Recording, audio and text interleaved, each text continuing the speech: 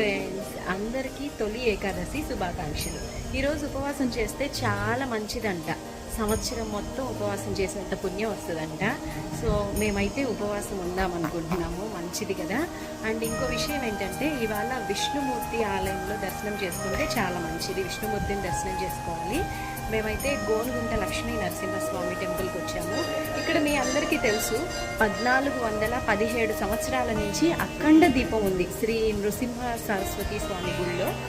ఇక్కడ సుదర్శన హోమం చేస్తున్నారు, అది కూడా చూపిస్తారు చూడండి. సుదర్శన హోమం అంటేనే ఎంతో విశేషమైనది.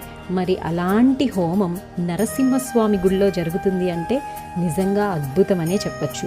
అసలు ఈ తొలి ఏకాదశి ఎందుకు జరుపుకుంటారో తెలుసా? స్వామి మాటల్లో మీరే వినండి, మీకు తెలుస్తుంది. లక్ష్మీ వామాన్కారూఢవరకుచయుగళం రస్యహస్తం ప్రశస్తం ఊర్ధ్వే శంఖంచ చక్రం దక్షిణే సవ్యహస్తం వందే లక్ష్మీ నృసింహం రుచురమభయదం భక్తలోకేకబంధం. ఓం శ్రీ లక్ష్మీ నరసింహాయ నమః. ఆషాఢ శుద్ధ ఏకాదశి, దీన్ని తొలి ఏకాదశి అంటారు. ఈ రోజు నుంచి కార్తీక మాసం ఏకాదశి దాకా విష్ణుమూర్తి శేషపాన్పై ఆసీనులై నిద్రిస్తుంటారు. దీన్నే చాతుర్మాస దీక్ష అని కూడా.